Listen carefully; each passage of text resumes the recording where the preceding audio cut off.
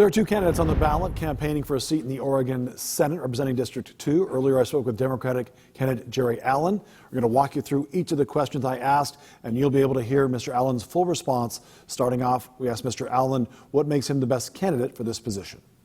Well, I've had a career before I retired as a hospital executive, a clinic founder, and a financial and pension elected trustee. I now am running for the state Senate because we're in a great crisis time and we need competent, truthful, cooperative leaders in the legislature to bridge the partisan divide. I have experience bridging a partisan divide. I did that when I was a pension trustee. I was a Democrat, I was elected, and the Republican members of that board eventually voted me as chairman of the investment committee and chairman of the board of the pension fund because they trusted that I could work for the common good. Our next question for Mr. Allen was how he plans to protect people from the pandemic while still working to rebuild the economy and while looking at the risks presented by the ongoing wildfires. Thank you. It's a twin crisis. First, we have the COVID-19 pandemic that is running through our country. And then on top of that is the messing up of all of the businesses and jobs, causing people to be unemployed and lose their health care.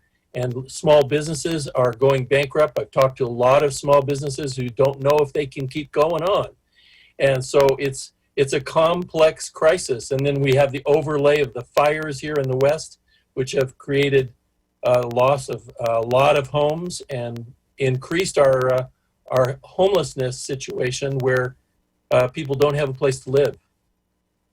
We then asked how people in the state could finance the rebuilding process and economic expansion while not increasing taxes. Great, thank you. I am a big fan of infrastructure bonds. They're called often green bonds. Massachusetts is issuing them right now. Basically, you use them to fund the kinds of things that we need to do to build Oregon back better. But it's sort of like when you buy a house, you don't pay for it all at once. You get a 30-year mortgage. Those bonds are like a 30-year bond, so we can pay for it over time. We don't have to break the budget in order to do it because we don't want to raise taxes on common people here. What we want to do is get the job done, and we've got a lot of rebuilding to do, particularly here in rural southern Oregon. We need to cooperate together to get the money and the help down here so that people can be helped by that. We can use infrastructure bonds to jumpstart affordable housing development, solar and wind development, which is increasing here in Oregon rapidly, but we need to go faster with that to address the climate issues. We can do all of those things and help create thousands of living wage jobs here, and that will help us because, as you probably know, Southern Oregon has a job crisis. We have unemployment. We have a lot of young people who have absolutely no way to be employed. We need to address that, and we can do it if we do that kind of program. And I've talked with folks in the state treasurer's office, and they're very excited about what I'm presenting regarding infrastructure bonds. Our final question for Mr. Allen was what he sees as his major priorities for the district. First, we have to do affordable housing. That's absolutely critical.